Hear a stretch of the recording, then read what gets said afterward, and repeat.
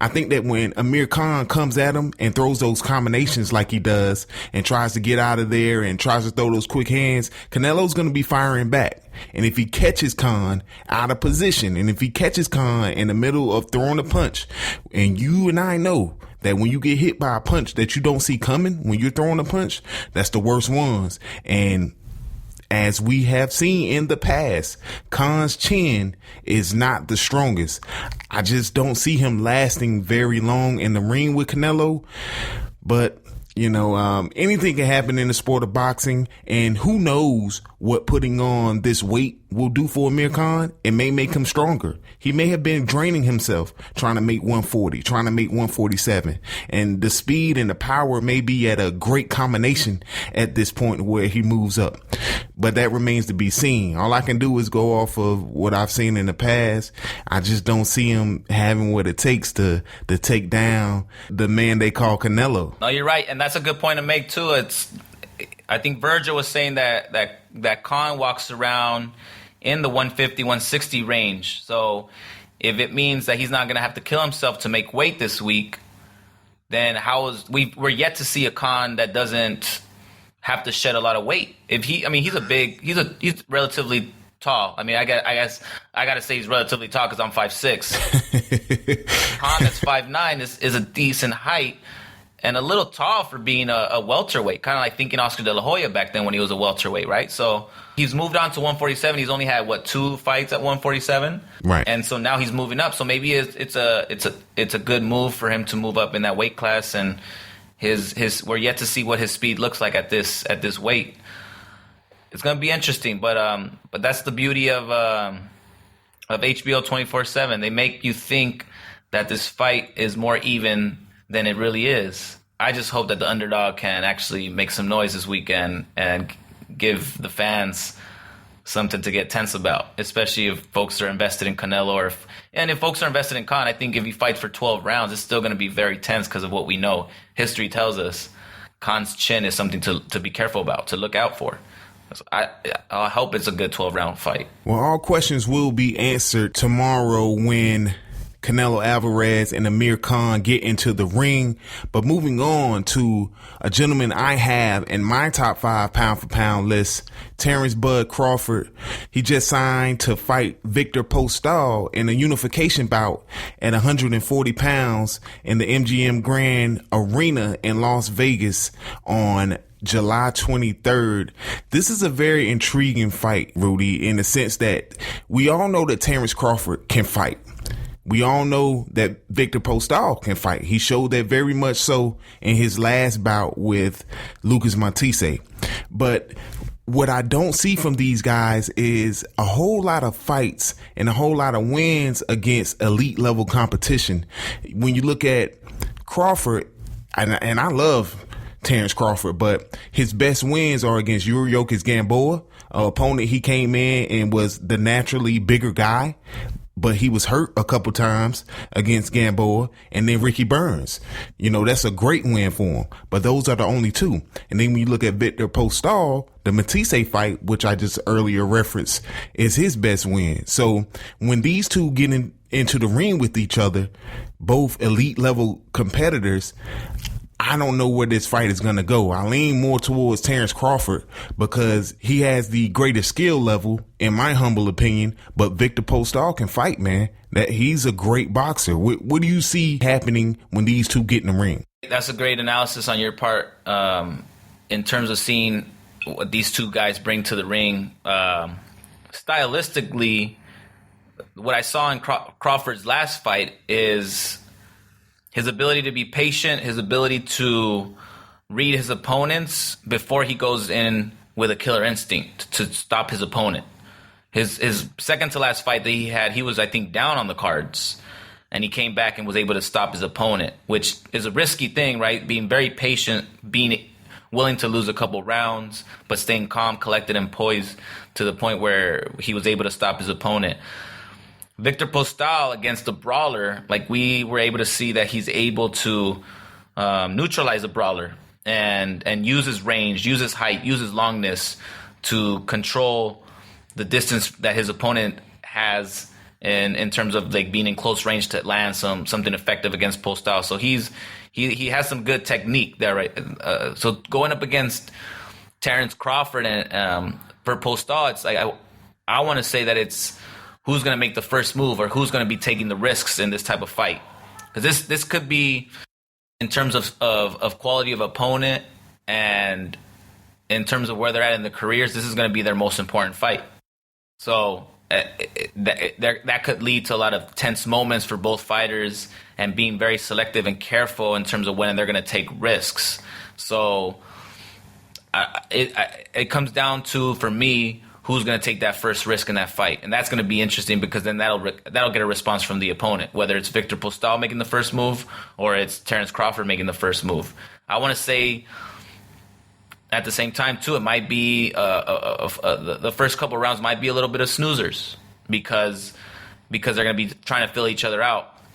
But in terms of edge, I would say I'd go with Terrence based on what he's shown, based on how he's been able to finish opponents. Postal, I haven't seen that in him yet. He stopped Matisse, but I think Matisse, if he hadn't acquired that eye injury, Matisse would have continued to the end. Again, Terrence Crawford, he's in my top 5 pound for pound list. But who right now, with so many great fighters right now in the sport of boxing, from flyweight all the way up to heavyweight, you know, there's a lot of talent right now in the sweet science. Who do you have in your top 5 pound for pound list? Part of me still wants to put Floyd as number 1. But, he's been inactive, so I take him out since he's technically retired, but he's going to come back. But I would say my number 1 right now at this point, it's a toss-up between Sergey and Chocolatito. So I think I would put Sergey on top because of his recent rematch victory over Pascal and the fact that he did beat Bernard Hopkins in the last 2 years. So he's been pretty active and has come up big in his last few fights. So I would put Sergey up there, especially like if he's able to land a big fight next, he can further prove that he is a pound for pound person up there, right? So I would put Sergey up there, and then I would put Roman Chocolatito Gonzalez next. He just came off a 12-round decision against a worthy opponent, did well. There's a lot of promise there. We'll see how he looks when he goes up in weight. Number 3, I would put Gennady Golovkin. I would put Triple G there. It's not his fault that he can't land a big fight with Canelo, and although it is his fault that he didn't land a big fight with Andre Ward. He didn't want to go up to face Andre Ward at 168, but Triple G is I don't know what his knockout streak is at this point, but he continues to rack up knockouts. And Golden Boy and Canelo are just waiting for him to get a little bit older so they can finally make that fight because they're building up the drama for that one. That's definitely for sure. So I would put him number 3. Number 4, that's a tough one. For number 4, I think I would put Andre Ward. Andre Ward's going up in weight. His last fight, he looked effective. He looked like he was able to carry on. I mean, when you're a fighter like Andre Ward that's defensive oriented and is effective with their arsenal of offense when need be, he takes that from one weight class to the next. And so that's why I still put him in pound for pound because he did well going up in weight class. And if he's able to land a big fight for his next fight, then I think he'll further prove himself in terms of why he deserves to be in that top 5. And then number 5, I don't know if people will agree with me here. It's unfortunate that people don't show him love for his style of fighting, but Guillermo Rigondeaux, number 5 for me. He was in a snoozer in his last outing, but he was successful and he took that fight on maybe a month notice or something like that. So not really enough time to amply strategically prepare to win a fight by knockout, which to knock out an opponent, you need to take some risks. And, he played that one safe. He just signed with Jay-Z's sports management team. So I would put Rigondeaux as number 5.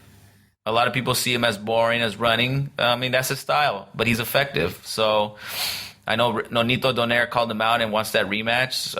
If that fight were to happen, there might be some excitement there, and I could see Rigondeaux doing the same thing he did to him a couple years back. So that's my top 5.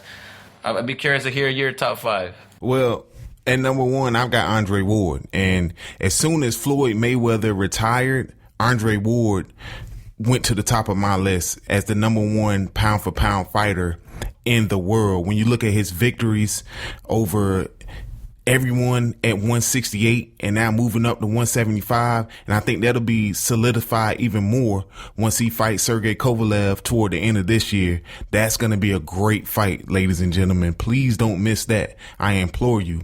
Number 2, I have Sergey Kovalev, as you said, big wins over Bernard Hopkins, and you can say what you want to about that win, but Bernard Hopkins had multiple titles at 175 when he fought Sergey Kovalev. No matter what his age was, he was an elite level fighter and number 1 in that division at the time. So I've got Sergey Kovalev at my number 2. Number 3, I'm going Gennady Golovkin, and I had him leapfrog who was at my number 4 spot, Roman Gonzalez, just because he looked more impressive and more dominant in their last outing. They were on the same card, and Golovkin got the knockout against Dominic Wade in the second round.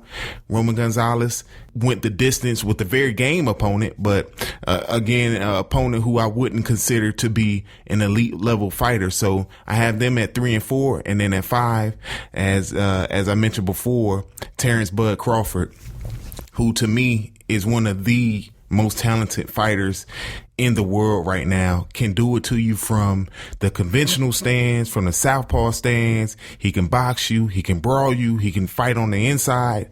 I hadn't seen much that he can't do. So he rounds out my top 5 pound for pound list. But Mr. Mondragon, thank you so much for taking the time to come aboard today and talk a little boxing with us. Got to have you back to recap the fights from this weekend and talk boxing moving forward and get into the heavyweight division, which is wide open right now.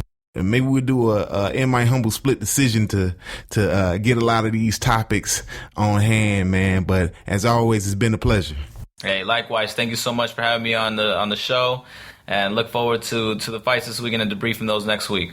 Absolutely. We're going to take a break right now, but come right back with us. We're going to end the show this week with the All Things Sport MVP on the All Things Sport podcast with Daimeon Banks and Pierre Banks on Spreaker Radio. Thank you for listening to the All Things Sport podcast with Daimeon Banks and Pierre Banks. Be sure to check out the In My Humble YouTube channel for all your sporting needs.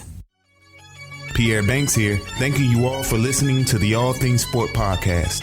Please subscribe for much more of the show. Also, join myself and Rudy Mondragon for In My Humble, the Split Decision, where we discuss all things boxing and what is just our humble opinion on the In My Humble YouTube channel. What you ain't heard? Somebody done told you wrong, punk. It's the All Things Sport podcast with Daimeon Banks and Pierre Banks. Latifah, party's right here. On Spreaker Radio.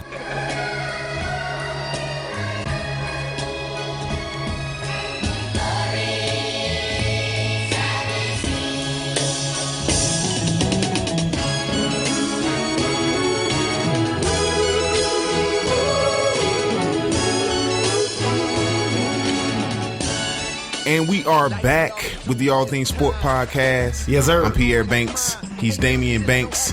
We were just joined by my partner in crime for In My Humble, the Split Decision, PhD student, Mr. Rudy Mondragon, founder of Bloody Money Boxing, talking a little boxing here on the All Things Sport podcast.